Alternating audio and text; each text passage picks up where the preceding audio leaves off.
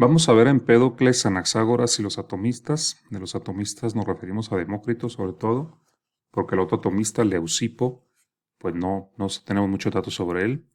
Entonces lo vamos a simplificar en Empédocles, Anaxágoras y Demócrito como representante del atomismo. Comenzaremos con Empédocles, que como dice en la lectura, pues nació en Agrigento, esta ciudad aquí en el sur de Sicilia, Italia, la llamada Magna Grecia. Tenemos un pensamiento nacido aquí en esta zona, ciudad de Agrigento, que tiene importantes ruinas, ahí griegas y también romanas. Bueno, entonces, con Empédocles, estos físicos, ¿no? Los tres físicos que veremos en esta sesión, Empédocles, Anaxágoras y Demócrito, pues ya nacen y desarrollan su actividad en el siglo V antes de Cristo. Es el siglo en el que nace Sócrates, es el siglo en el que nace Platón, es el siglo de oro llamado en Atenas por el liderazgo de Pericles. Entonces estos tres filósofos ya nacen en ese siglo y estamos entrando entonces a la cumbre de la historia de la filosofía griega, que va a empezar con Sócrates, continúa con Platón y cerrará con Aristóteles entre estos siglos V y IV antes de Cristo. Entonces ellos inauguran, digamos, esa etapa, estos tres. Tienen rasgos en común. Vamos a ver a Empédocles. Nace en Agrigento, como ya decíamos, Sicilia. Sus fechas de nacimiento están entre el 492 y el 482 a.C., como les digo, ya comenzando el siglo V. Él pues representa una síntesis de la filosofía de los jonios y los eliatas, y también vemos en él algunos rasgos pitagóricos. ¿Qué tenemos de los jonios en Empédocles? La búsqueda del llamado primer principio. La diferencia con los jonios es que ellos postulaban un monismo. La totalidad de los fenómenos tenía que reducirse a un solo principio, como el agua o el aire, el de Tales y Anaxímenes. En cambio, pues ya en Empédocles vemos un pluralismo. Es una primera diferencia, porque no va a postular uno sino cuatro elementos. De los eleatas que toma Empédocles, pues dice esos elementos son eternos, son indestructibles, así como el ser uno de Parménides, que no tuvo origen y tendrá fin, pues los elementos tampoco lo tendrán. Eso retoma de los eleatas, ¿no? O sea, hay una tradición intelectual que Empédocles ya toma en cuenta. Ya está enterado de los jonios, está enterado de los eleatas, entonces él ya es un producto, su pensamiento, una reelaboración de esos antecedentes. Parménides pues había ignorado el mundo sensible, lo había condenado a la opinión falsa, no lo tomaba en cuenta, prefería investigar las propiedades del ser, del uno, en este dualismo que ya postulábamos. El dualismo mente-cuerpo también es un dualismo entre el mundo al que accede el intelecto y el mundo al que acceden los sentidos. Y Parménides y los eliatas dicen, pues la verdad está en el mundo de la mente, en el mundo al que accede la mente, pensamiento, el ser, el uno, y esas propiedades del ser uno pues se contraponen, se contradicen, contrastan con las propiedades del mundo sensible, ¿no? Decimos que el ser es inmóvil, y vemos que todo en la naturaleza es móvil, que el ser es eterno, y vemos en la naturaleza que todo nace, todo perece, ¿no? Entonces, lo que hacen Empédocles y estos filósofos del siglo V, pues es tratar de salvar el mundo fenoménico, por decirlo así.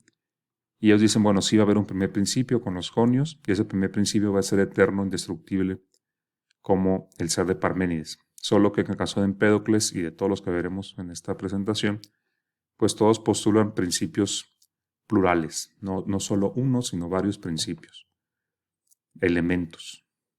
¿Por qué? Pues porque era complicado, si lo piensan con los jonios, ver como que todo, al final de cuentas, es agua con tales, pues es complicado pensar el fuego también, el aire, ¿no?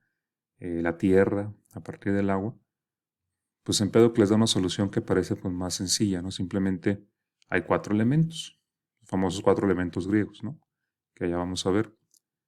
Y lo que agrega también Empédocles son las fuerzas, principios motrices, que ya estaban como mezclados digamos, en Tales y en Anaxímenes, porque eran principio material y también motriz, el agua y el aire, hablando de estos dos pensados, por no meter a Anaximandro ahorita. Pero, pues ellos dicen, no va a haber principio material, diría Aristóteles después, causa material, va a haber, y también va a haber causa eficiente, en palabras de Aristóteles, como la fuerza, lo que mueve a la materia, ¿no? Entonces, ya es un pensamiento pues más desarrollado. Hay primeros principios, pero no uno, son varios. Ese es el parecido, la diferencia con los jonios. Primer principio, pero serán varios. Y con los eliatas, puede haber un primer principio eterno, como los 4 elementos de Empédocles, ¿no? Indestructible, inengendrado, pero sí son móviles. Y hay unas fuerzas que mueven esos elementos, ¿no? Entonces, es una síntesis. Por supuesto que cuando es una síntesis, pues se toma algo y se deja de lado algo. Y lo vemos muy claramente en Empédocles. Y en el caso de los pitagóricos, pues Empédocles sobre todo lo retoma en la parte religiosa. Parece que él, pues de convicción, era órfico pitagórico en el plano religioso, ¿no? Y tiene unos textos que llaman purificaciones, donde habla de esas expiaciones que hay que hacer para liberar al alma. Empédocles es una figura, por cierto, interesante, porque pues tiene como algo como de poeta, también escribe en verso, como Parménides, pero también de profeta, ¿no? Es como líder religioso. Y también trae algo como de mago, ¿no? Le gustaba así como, o tiene fama de que hacía como milagros. Entonces es un tipo que vestía como de púrpura, dicen, tenía una túnica púrpura. Se vestía entonces como un mago. Hablaba en verso, se expresaba en verso. Sus doctrinas le gustaba así como la oratoria, la declamación de sus posturas. Hablaba del alma y de cómo salvarla. Es una figura pues interesante. Su muerte es famosa. La versión más famosa de su muerte es de que él pues habría arrojado al volcán, al monte Etna, ¿no? Y bueno, habrían quedado sus sandalias de oro, algo así se dice, ¿no? El poeta romántico alemán Federico Hölderlin escribió una pieza dramática, La muerte de Empédocles, ¿no? Dedicada a esa famosa muerte de este filósofo arrojándose un volcán. Bueno, vamos a comenzar con su cosmología. ¿Qué postula Empédocles? Pues como ya adelantábamos, habla de 4 elementos, 4 principios. A veces varía la lista, ¿no? Pero son 4. Como ya digo aquí en esta lámina lo que ya explicaba, pues retoma de Parménides, que lo que es no puede venir de lo que no es. Esto lo corregiré ya en la presentación que les pasaré. También busca un principio como los jonios. La diferencia con Parménides es que él sí busca explicar el mundo empírico, como ya decía yo en la lámina anterior. Y la diferencia con los jonios es que postula varios principios y no solo uno. Es un pluralismo, no un monismo. Bueno, siempre aquí usé la táctica de decir 5 cosas básicas de los pensadores, como 5 principios, 5 ideas que conecten o que traben lo que ellos pensaban. Primero, los elementos de Empédocles son 4. El fuego, el aire, que en algunas versiones es éter. El éter es un elemento que ellos pensaban que estaba como inundándolo todo, como el aire, solo que más sutil. Le llamaban éter. Eso del éter siguió hasta la modernidad, ¿no? Todavía en la modernidad algunos postulan esto del éter. Entonces es el aire o el éter. Simplificando, el fuego, el aire, el agua y la tierra. Son los 4 elementos de Empédocles. Creo que es muy famoso esto de los 4 elementos, ¿no? Y postula, además de esos 4 elementos que serían materiales, pues 2 fuerzas. El amor, que puede ser como una metáfora de una fuerza de atracción, y el odio, que los disgrega, ¿no? Tenemos estas 2 fuerzas, uno que une los elementos, el amor, y una que los separa, el odio, los disgrega. Y habla también de ciclos de creación y de disgregación de universos, ¿no? En el sentido de que piensa él, por ejemplo, que al inicio habría como una sola masa, ¿no?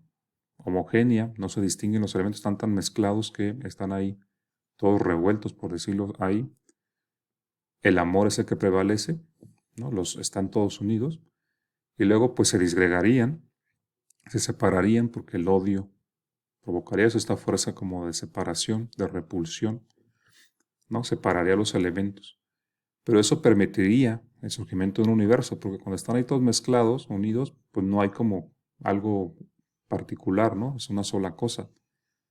Cuando los empieza a separar el odio, pues hace también que se mezclen en el sentido de objetos particulares, ¿no? Que se separen, que se dividan. Entonces, que compongan cosas particulares mezclando partículas de cada uno. Yo pienso que él, o tenemos que pensar, que postula partículas, ¿no? Como que el fuego no es una sola cosa, sino Habría partículas de fuego, partículas de aire y partículas de tierra. Si no, no se entiende muy bien. Entonces, una vez que se separa el odio, pues surgirá un universo con seres individuales, si no, pues todo está mezclado. Pero esto continuaría, ¿no? No sé, yo lo pienso como que tienes tú, una, pues me imagino, siempre recurro a eso, ¿no? Tienes quizá plastilina de 4 colores, si haces una sola bola de eso, pues se genera como una sola bola que no distingue los colores, ¿no? Y luego si pudieras tú ir separando los colores poco a poco, pues eso sería como el odio, ¿no? Hacer que los elementos se separen, se individualicen. Pero en el proceso en que se individualicen, ese sería el universo. Porque si eso continúa, pues vas a tener solo cuatro bolas de plastilina, ¿no? Separadas completamente. La del fuego, la del aire, la de la tierra y la del agua, ¿no? Entonces ahí tampoco habría universo. Si otra vez el amor vuelve a actuar y las vuelve a empezar a unir, en esas etapas intermedias entre la completa unidad y la completa separación, o entre la completa separación y la completa unidad, como en el ciclo, en las etapas intermedias, habría el universo con seres individuales. Si no, pues solo hay una masa ahí, homogénea. Como dice el punto 5, con el avance del odio, todo se separará y solo tendremos los elementos sin mezclarse. Luego el amor los unirá de nuevo en un ciclo eterno. Entonces, pues esto, si se fijan, para poderlo pensar, como digo yo, tenemos que pensar en partículas, ¿no? De los elementos. Si no se vuelve complicado. Por eso Anaxágoras y los atomistas representan un avance en relación a Empédocles, en mi opinión. Pero bueno, quizá Empédocles lo que aporta interesante es esto, en su propia tradición intelectual, pues habla de elementos eternos, indestructibles, sin origen y sin fin, y habla de fuerzas, eso es muy importante, y habla de ciclos de creación de los universos, eso digamos será lo rescatable de Empédocles como cosmólogo, ¿no? Que, les recuerdo, esta etapa de la filosofía griega pues es de cosmología, de filosofía de la naturaleza. No toda la filosofía griega será así, ya de a partir de la próxima semana, pues entraremos a la fase de la filosofía antropológica, o la fase antropológica de la filosofía griega, ya con los sofistas y Sócrates, y ya variará esto, o cambiará. El tema ahora será más bien la sociedad, el ser humano, la ética, ¿no? Toda esa parte. Bien, cerrando con Empédocles, pues también tiene una teoría epistemológica, ¿no? Si su cosmología o filosofía de la naturaleza y también metafísica es esto de que hay 4 elementos que se unen y se separan, ¿no? ¿Por qué metafísica? Pues porque tenemos en apariencia las cosas y lo que postula Empédocles es que detrás de las cosas aparentes pues hay elementos, ¿no? Elementos que en las cosas pues están como mezclados. O sea, es algo que está más allá de lo aparente. Eso sería metafísico. Entonces, el ser de las cosas, ¿cuál es? Pues los elementos y las fuerzas que los separan y los unen. También tenemos una postura epistemológica, una teoría epistemológica, que dice pues que también hay el conocimiento a final de cuentas es una mecánica material en el sentido de que pues en nosotros también están los 4 elementos, ¿no? En nuestro aparato intelectual y sensitivo también. Y piensa él que los órganos de los sentidos tienen como poros a nivel físico, ¿no? Y entonces hay como efluvios desde las cosas, efluvios de los 4 elementos, y pues captamos los elementos con lo semejante, ¿no? Un poco extraño, pero hay como poros de los órganos que captan el fuego, el aire, la tierra o el agua, ¿no? Y como unas piezas de estos jueguitos infantiles que si no cabe, pues ya ven, ¿no? Que está como, no sé, una esfera y tienes que meterle figuras, ¿no? Pues así pensaba la del conocimiento sensible, ¿no? Que venía el efluvio, digamos la partícula de los elementos, que estos filósofos, también los atomistas, piensan el conocimiento sensible como por tacto, incluso la misma visión será como un tacto, porque al final de cuentas de las cosas como que hay efluvios materiales que llegan a los órganos sensitivos, ¿no? Y tienen que entrar. Entonces, si digamos el efluvio, la partícula, entra en el poro, pues es percibida, si no, pues pasa desapercibida, algo así decía Empédocles. Es un esfuerzo permitido por explicar la sensibilidad, ¿no? La captación sensible. como por influencia también, pues yo creo que pitagórica ahí, ¿no? Porque es geométrico esto. Si la forma del poro en el órgano sensitivo no es la adecuada, no puede captar, ¿no? Por eso dice que se capta lo semejante con lo semejante. Diríamos, habría como poros para captar cada una de las partículas de los 4 elementos, o las partículas de cada elemento, ¿no? Y si no, no se puede percibir, según Empédocles. Es una teoría como ya de la sensación que no habíamos visto, ¿no? Entonces ya hay un esfuerzo ahí por explicar la sensación, la experiencia sensible. Y en el plano religioso, pues están las purificaciones, ¿no? Ese famoso texto de Empédocles, donde nos habla pues de eso, de cómo purificar el alma, según doctrinas órfico-pitagóricas. Ya les pasaré yo los fragmentos otra vez. Los textos los subiré en nuestra biblioteca virtual, la pasaré a esta nueva clase y agregaré algunos textos sobre el orfismo que tengo por ahí, pues a alguien le interesa esto de las purificaciones de Empédocles. Nos habla de eso, cómo sería la purificación del alma para liberarla. Pero en ese tema, como ya es un poco más religioso, pues lo pienso presentar más a detalle cuando vemos el Fedón de Platón, ¿no? Ahí pienso tratarlo o abordarlo. Igual en la videollamada también lo podríamos platicar. Bueno, eso con Empédocles. Entonces, como filósofo de la naturaleza, que sí lo estamos enfocando a este señor, pues plantea los 4 elementos, plantea las 2 fuerzas, hay una agregación y disgregación de los elementos, pero tiene como esos detalles de que como que 4 elementos son partículas de los 4 elementos, o son tal cual 4 elementos. ¿A qué se refiere Empédocles, no? Va a tener que llegar Anaxágoras y luego los atomistas para que esto se desarrolle. Bueno, Anaxágoras. Este filósofo es importante por su influencia intelectual en Atenas. Nació en Clasomene. Vamos si quieren al mapa para ver dónde está Clasomene.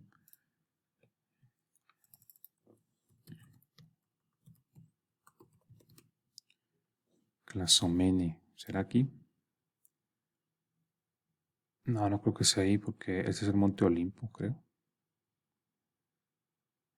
Bueno, Clasomene debe tener nombre turco, pero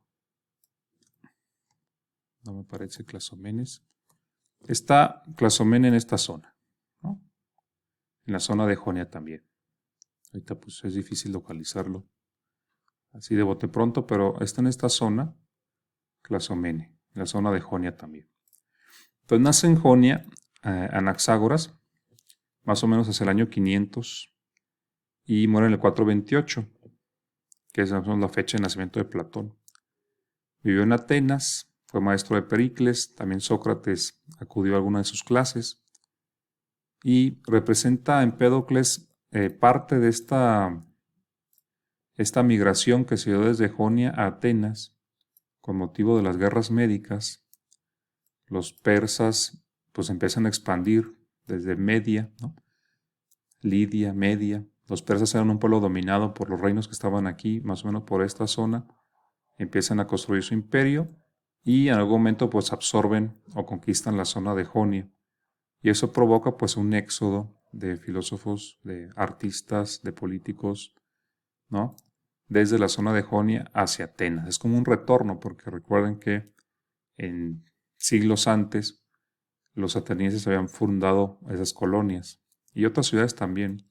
Esas ciudades de la Grecia continental habían fundado ciudades en toda esta zona, toda esta costa, ¿no? Entonces, cuando viene la invasión persa, ellos se ven empujados a regresar, digamos, a su ciudad madre, por llamarlo de alguna manera, Atenas, y como pues aquí ahí estaba Mileto, aquella ciudad cuna de Tales y de esta escuela, y ya vimos que hay muchos filósofos de Jonia. De hecho, podemos sostener que Jonia era más avanzada culturalmente que la propia zona continental de Grecia, que esta zona. Pues cuando toda esta gente cultivada, informada, se traslada a Atenas, es cuando en parte la ciudad florece, ¿no? Atenas va a dirigir los esfuerzos por rechazar a los persas y va a recibir un éxodo de jonios que la van a hacer florecer. Entre esos jonios que viajan a Atenas está Anaxágoras. Y bueno, fíjense, llega a dar clase a Pericles, a Sócrates, muy influyente en la ciudad. Le genera problemas a Anaxágoras, pues porque en la lucha política lo enfocan como maestro de Pericles y se van contra él. Y como él enseñaba, al parecer, que el sol era una roca incandescente y no un dios, igual la luna, estaba formada por tierra, según él enseñaba, pues lo acusaron de ateo, ¿no? Y tuvo que salir de la ciudad. Vamos a ver que no era ningún ateo, simplemente no creía en los dioses tradicionales de Grecia, o en la religión olímpica, ¿no? Bueno, ¿cómo es su cosmología? Pues en la misma línea de Empédocles también postula elementos indestructibles y eternos, influido por Parménides, ¿no? De que debe haber algo ahí que no deje de ser y que nunca llegue a ser porque siempre ha sido, ¿no? En términos parmenidios. Y parecido también en Empédocles son elementos y también son muchos, no es un solo elemento, no es una sola cosa como el ser de Parménides, que es lo único que existe el ser para él. Para él, pues hay un pluralismo, a diferencia también de los jonios, y le llama homeomerías o espermata, semillas, ¿no? Solo que a diferencia de Empédocles, las semillas de Anaxágoras pues son infinitas en número. También parecido a Empédocles, pues estas semillas o homeomerías pues son cualitativamente distintas, así como el aire, el fuego, la tierra y el agua tienen cualidades distintas. También las homeomerías tienen cualidades distintas, pero parece que mayor cantidad de cualidades, no solo 4, o sea, lo ígneo, lo acuoso, ¿no? Lo aéreo, lo terrestre, serían 4 cualidades con sus elementos correspondientes, pues parece que Anaxágoras piensa en una cantidad infinita de cualidades y corpúsculos o partículas con esas cualidades. Algo curioso con Anaxágoras es que esas partículas, llamadas semillas, pues son infinitamente divisibles. Nunca encontraríamos una partícula indivisible ahí. Eso es interesante y yo creo que incluso difícil de pensar, ¿no? O sea, por ejemplo, una partícula de fuego, por llamarlo así, pues nunca podríamos llegar a una partícula indivisible, sino que siempre podremos hacer divisiones cada vez mayores, ¿no? Son infinitamente divisibles esas semillas. Y cualitativamente distintas. Entonces hay semillas de fuego, diríamos, pues la palabra átomo recurre a nosotros, pues, porque ya estamos, digamos, influidos por el atomismo, aunque probablemente no sean átomos de fuego ahí, pues ya serían ver de átomos de qué elementos. Sabemos que hay una tabla periódica de los elementos y que cada elemento tiene como su tipo de átomo, ¿no?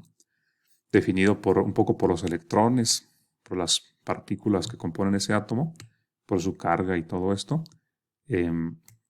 Pero aquí, pues, él habla de semillas. O sea, las semillas, ¿cómo las podemos entender? Pues sí, como partículas con diferentes cualidades, ¿no? Infinitas en número, no 4 como en Empédocles, aunque les digo, yo creo que Empédocles también pensaba en partículas. Infinitas en número de cualidades infinitamente diversas, invisibles, o sea, son invisibles esas partículas, ¿no? Y infinitamente divisibles también.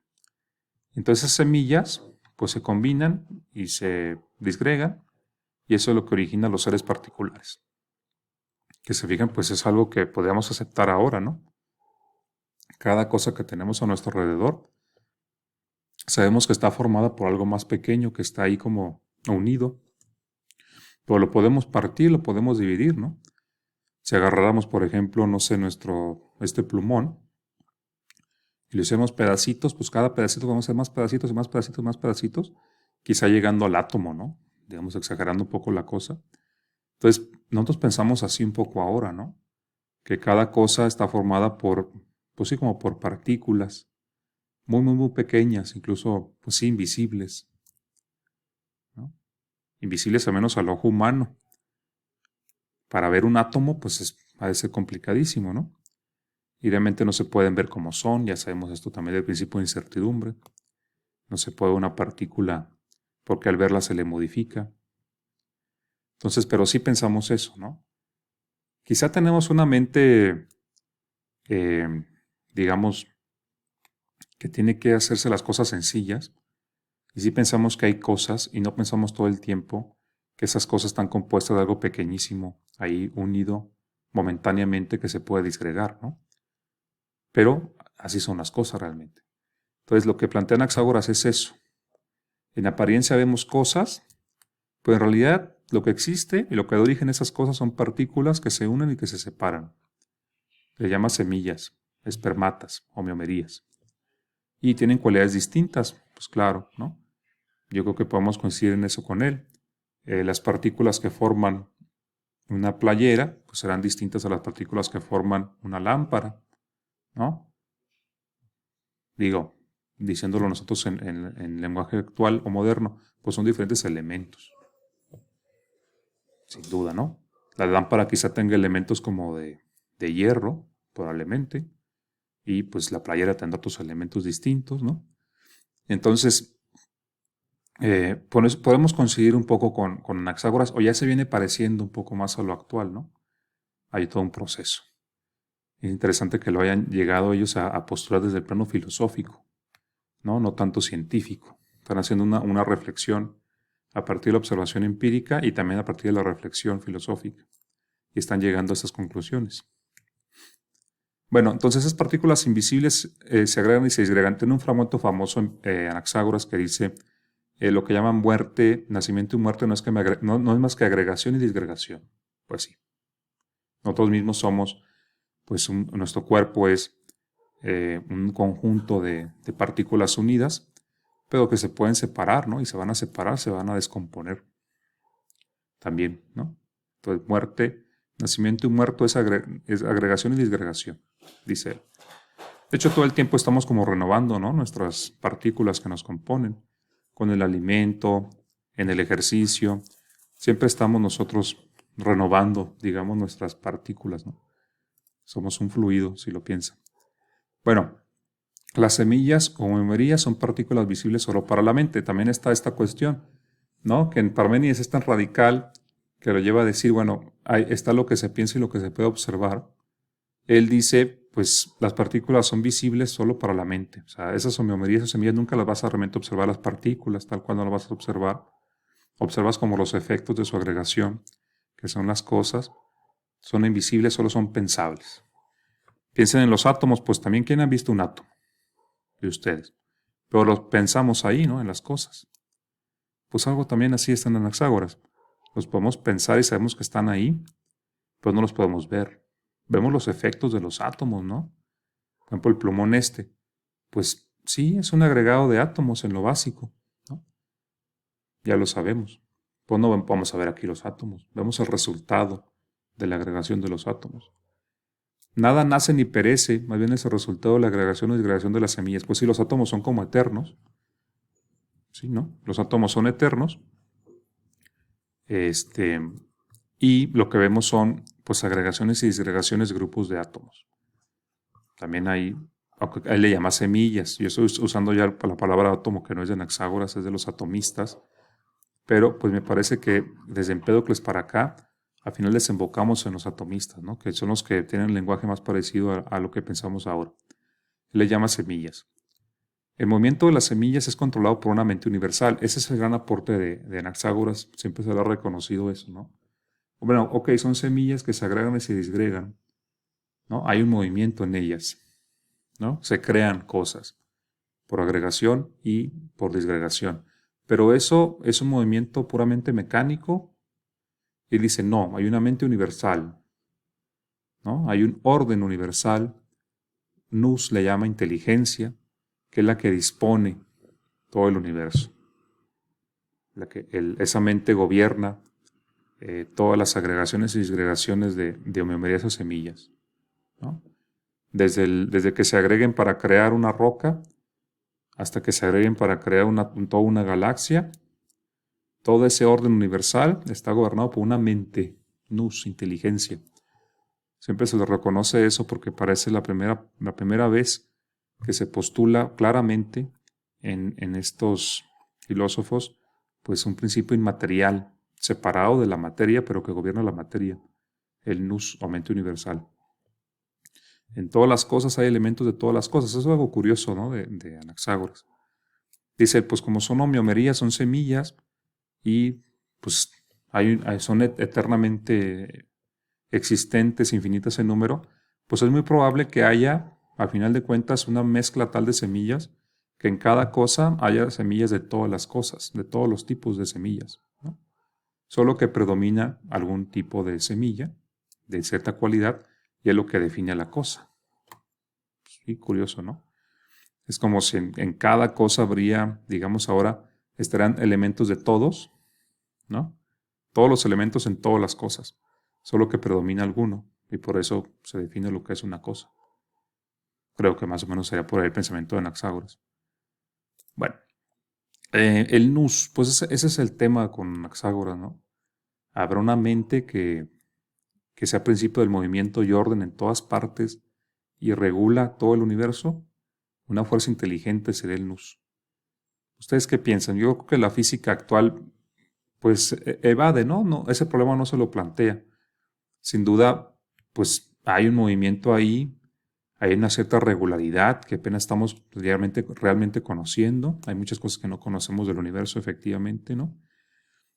Pero ese movimiento, pues puede ser descubierto por la inteligencia, pero no sabemos si es inteligente, ¿no? Si hay una mente universal que gobierna al universo en todos sus cambios, pues sería como lo divino. Y Anaxágoras plantea que sí lo hay, le llama nous o inteligencia, ¿no? Bueno, después está esta parte de que cuando Sócrates escuchó eso, según narra Platón en el Fedón, pues se emocionó, quiso saber pues cómo estaba eso del movimiento gobernado por una inteligencia, pero se decepcionó porque al final de cuentas Anaxágoras siempre lo explicaba de manera mecánica. Como que no, como que planteaba lo de lo incorpóreo, lo espiritual gobernando la materia, pero al final siempre eran causas materiales, lo que terminaba explicando. Y utilizaba, según Aristóteles, el argumento de la inteligencia cuando no podía explicarlo mecánicamente, recurría al nous. Dice Aristóteles como un deus ex machina, ¿no? Cuando no puede explicarlo físicamente, mecánicamente, parece que Anaxágoras postulaba el nous es el que lo hizo, ¿no? Como una trampa de cuando no podía explicarlo. Bueno, y en cuanto a su teoría epistemológica, que siempre son aquí un poco primitivas, pues Anaxágoras dice que la sensación, a contrario de Empédocles, no es lo semejante con lo semejante, sino los opuestos. O sea, captamos lo caliente con lo frío que hay en nosotros, por decirlo así en palabras muy burdas. Captamos lo dulce con lo amargo, etc.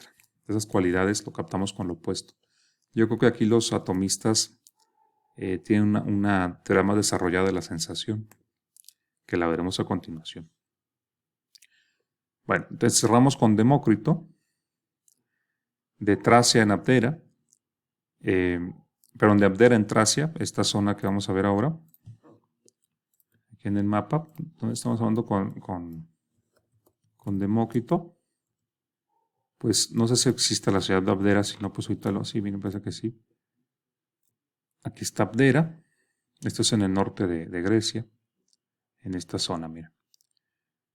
Esta zona le llamaban Tracia en la antigüedad, y aquí está la ciudad de Abdera. Aquí nació Demócrito, ¿no? La escuela atomista. Bueno, Leucipo, que parece ser amigo o maestro de Demócrito, era Jonio, pero Demócrito nació en Abdera, en esta zona de Tracia, era Tracio, por decirlo así regionalmente hablando. Bien, él nace a parecer, pues creo que aquí la fecha está incorrecta. Bueno, voy a saltarme esta lámina porque es incorrecta. Él es bastante posterior a Anaxágoras. Es en el 460 cuando nace Demócrito, ¿no? Y debió morir en el 370. Entonces las fechas de Demócrito son 460 al 370. Parece que vivió 90 años. Y como nació en el 460, como decía yo en el audio, en los audios que envié, pues era más joven que Sócrates, porque Sócrates nació en el 469 y era en el 460. Entonces es más joven Demócrito. Entonces ya no es un presocrático, propiamente hablando, ¿no? Él es ya un filósofo post-socrático, por llamarlo así. Se le pone como presocrático, pues en cierta manera también por el platonismo, ¿no? Porque Demócrito para muchos es el pensador más avanzado de su tiempo. Tiene un pensamiento mecánico, ¿no? Es un físico. No mete para nada ni lo divino ni nada mitológico en su explicación de la naturaleza, Demócrito. Pero pues fue más exitoso Platón, que Platón es más cercano a la teología y a lo divino, ¿no? Entonces, por ahí quizás es una cuestión ideológica, porque se estudia mucho más a Platón que a Demócrito. Pero bueno, como científico, como protocientífico, Demócrito propone también que las cosas están hechas de partículas en cantidad infinita, pero a diferencia de Anaxágoras, las partículas que él llama átomos, pues sí son indivisibles. O sea, hay un punto en el que ya no son divisibles, los átomos, ¿no?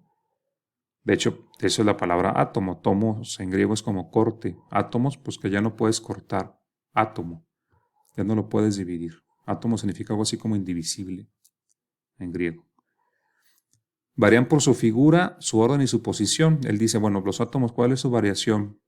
Pues tienen diferente figura. Yo los pienso como piezas de Tetris, ¿no? Tienen diferente figura los átomos, diferente posición también, diferente orden, y se combinan de formas igualmente infinitas. Entonces, como varían en forma y en posición y todo, pues se pueden combinar en infinitas maneras los átomos, ¿no? Como piezas de un rompecabezas de infinitas formas. Entonces esos átomos también son eternos, no tienen origen ni tienen final, son infinitos sin número, son indivisibles y tienen variaciones de figura. No tienen un principio del movimiento, como el amor o el odio de Empédocles o la mente de Anaxágoras. Los atomistas dicen que hay un movimiento eterno en el vacío de los átomos, como un impulso originario eterno. Que si lo pensamos, pues eso se parece más al universo como lo pensamos hoy en la física actual, ¿no? El movimiento del universo, en el sentido de la expansión del universo, pues está desde el origen del universo, ¿no? En la gran explosión. Ahí hay un gran impulso, digamos, ¿no? Un gran estallido de energía, y eso continúa después de 13,000 millones de años. Sigue ese movimiento eterno, no eterno, pues tuvo un origen, pero sí, digamos, de gran duración. Pues algo así quizá pensaban ellos, ¿no? ¿Por qué pensar que hay un principio del movimiento así como separado de la materia? Pues más bien hay un movimiento originario de los átomos, ¿no? No llegando al concepto de energía, ¿no? Por ejemplo, que tenemos hoy, porque ahora ese gran aporte de Einstein, ¿no? Decirnos que materia y energía pues son como dos lados de una moneda, ¿no? La masa a final de cuentas se puede convertir en energía. Ellos dicen hay un movimiento eterno en el vacío de los átomos. Los átomos se mueven por sí mismos, por un impulso originario o algo así. Yo lo quiero pensar así lo entiendo. Entonces no necesitan meter un nous, una mente universal que mueva las cosas. No necesitan eso, ¿no? Ellos dicen hay un movimiento eterno en el vacío. Los átomos son indestructibles e imperecederos, sin origen ni fin, como el ser de Parménides. Es una primera cuestión. Y como son tan variables, como son tan diferentes en su forma y en su posición, pues pueden originar infinitos mundos, infinitos universos, todos diferentes, ¿no? Con posibilidades de combinación sin fin. Sí, pues sí. Ahora, ¿cómo pensamos eso? Es siempre interesante. Ahora, ¿cómo lo pensamos eso? Los átomos son distintos, pues los átomos de cada elemento pues se supone que son iguales, ¿no? Pero se pueden combinar, es la base de la química, ¿no? ¿Cómo puede haber como combinaciones de elementos? Puede haber reacciones químicas, ¿no? Y está determinada por cuestiones incluso de los electrones eso, ¿no? Si saben un poco de química, o lo poco que yo sé de química, pues tiene que ver con eso. Los elementos pueden hacer como reacción, ¿no? Por ejemplo, pues el hidrógeno y el oxígeno, dos átomos de hidrógeno y uno de oxígeno, se pueden combinar y generar una molécula de agua, por ejemplo, ¿no? Entonces, los elementos, los átomos de los elementos se pueden combinar, dando origen a ciertas sustancias o moléculas, ¿no? Entonces, químicas, ¿no? Entonces ahí estamos, ¿no? Esto, pues no lo sabían ellos, pero ya nos están diciendo que los átomos tienen infinitas posibilidades de combinación y forman cosas. ¿El agua qué es? Pues el agua sí es una combinación de átomos de dos elementos distintos, ¿no? Diría un atomista, pues el agua es el resultado de la combinación de átomos distintos, ¿no? Dicen ellos, los átomos tienen cualidades primarias. Cuando decimos cualidades primarias nos referimos a cualidades que pensamos en ellos mismos. Tienen figura, posición, orden, probablemente tengan peso, ¿no? Cualidades como físicas en ellos mismos. Y dicen los atomistas que no tienen cualidades secundarias, no tienen olor, sabor, color o textura. Esas cualidades secundarias solo surgen cuando nosotros percibimos las cosas. Es interesante, ¿no? Las cosas en sí mismas no tienen realmente color o sabor, realmente si se fijan y si lo piensan, el color surge en la cosa cuando se le percibe, o cuando se le toca, surge su textura. Pero en sí mismas solo podemos pensar, según los atomistas, cualidades primarias. Las secundarias no existirían si no se las perciben. El color de las cosas, el sabor de las cosas es algo subjetivo, que solo surge al percibirlo y depende del aparato sensitivo que lo capte. Quizá para alguien le sabe salado y para otro tipo de sentido, para otro animal o qué sé yo, le sepa dulce o le sepa amargo, ¿no? Eso es subjetivo. Entonces depende del aparato sensitivo también las cualidades secundarias. No solo del aparato sensitivo, pero sí es una parte, digamos, imprescindible para hablar de una cualidad secundaria como el olor o el sabor, que hay un aparato perceptivo que lo capte.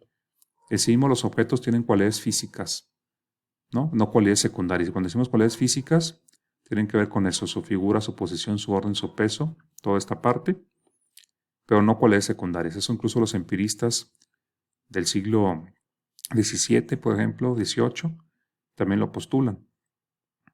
Cualidades primarias están en los objetos mismos, cualidades secundarias solo surgen cuando nosotros percibimos los objetos. Los atomistas, el gran mérito que tienen es que dan una explicación meramente mecánica, sin recurrir a nada divino, ¿no? Todo es origen de átomos que se combinan y luego se disgregan. Y viene con toda la herencia de Empédocles y Anaxágoras. Y no postulan una mente, una inteligencia que gobierne todo, un movimiento, incluso, no sé si al azar. Incluso hay quien piensa que sigue un poco al azar de los átomos, ¿no? Los expertos, a la percepción, porque esta lámina es sobre la percepción. ¿Cómo es la percepción para un atomista? Pues piénsenlo también para nosotros, ¿cómo es la percepción? ¿No? ¿Qué es la percepción? Pues para ellos parece que todo es como del tacto. Al final de cuentas todo es como por tacto. Piensan que de las cosas surgen como imágenes compuestas también de átomos. Le llaman simulacros o fantasmas de las cosas, imágenes, eidola, en griego, eidola.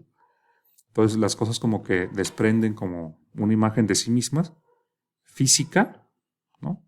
Como una telita tenue de la cosa compuesta de átomos, una imagen, y llega a nuestros ojos, que es como un contacto. Entonces la misma visión la entienden como una forma de tacto entre el eidola de la cosa y el órgano de la visión, ¿no? Igual el olfato, pues hay como un eidola olfativo y lo percibimos con la nariz, ¿no? Entonces siempre es como por contacto, por tacto. Todos los sentidos se parecen al tacto en ese sentido, ¿no? Esto lo desarrolla Epicuro. Epicuro es el fundador de la escuela hedonista, pero pues cosmológicamente y filosóficamente es atomista. Él también sigue a Demócrito. Es hedonista en ética, ya después en la fase ética de la filosofía. Él tiene una cosmología atomista y desarrolla una doctrina ética hedonista, ¿no? Pero también las explicaciones epistemológicas. Y Epicuro es el que desarrolla esto de los simulacros o ídola de las cosas que llegan al aparato perceptivo.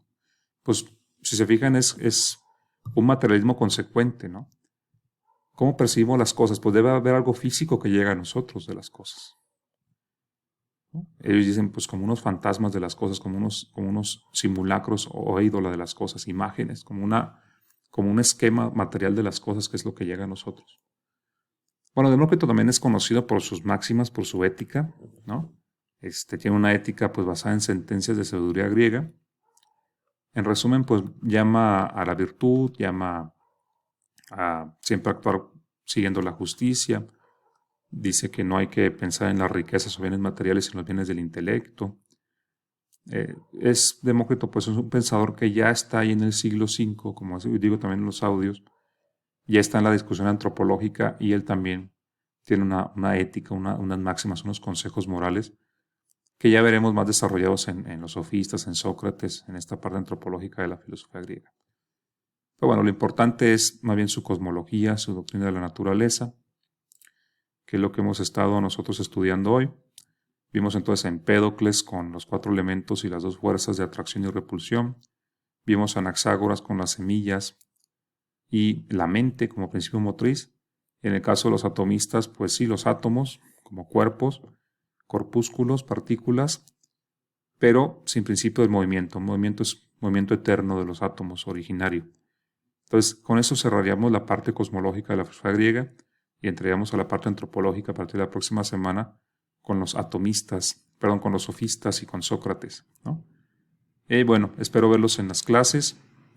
No he visto que, bueno, de los que se inscribieron al segundo módulo, algunos no han entrado al Classroom.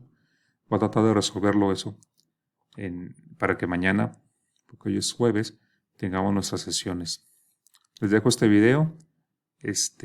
Pues sí, hoy lo subí un poco tarde porque me esperé a que pues más se unieran a Classroom. En parte esa fue parte del razón del retraso.